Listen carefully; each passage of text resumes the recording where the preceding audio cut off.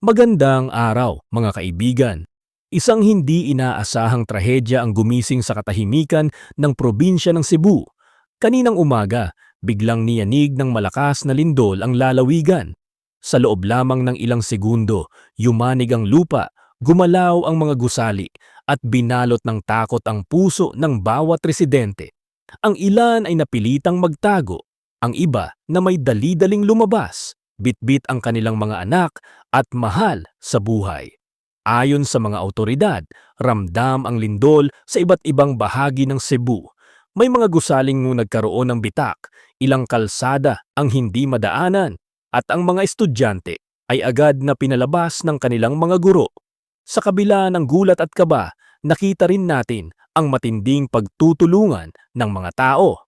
Mga kapitbahay na nagtutulungan, mga guro na inaakay ang kanilang mga estudyante, at mga rescuer na mabilis na rumesponde para tiyakin ang kaligtasan ng lahat.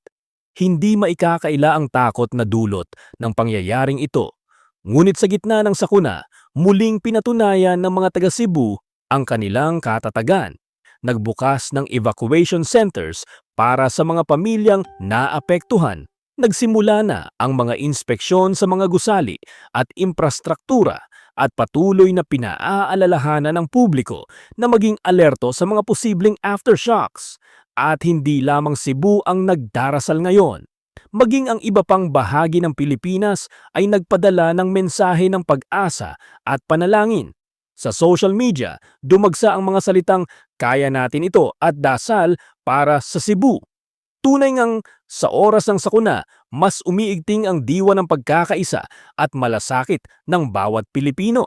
Mga kaibigan, ang lindol ay isang paalala na hindi natin hawak ang lahat ng bagay. Ngunit hawak natin ang isa't isa. Ang ganitong pangyayari ay nagtuturo sa atin ng kahalagahan ng kahandaan, ng pagtutulungan, at ng pananampalataya. At sa pagtatapos, isang mensahe ng pag-asa. Sa bawat pagyanig ng lupa, may panibagong lakas na ipinapanganak.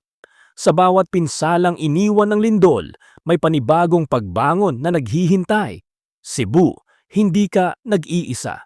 Kasama mo ang buong bansa sa iyong muling pagtindig.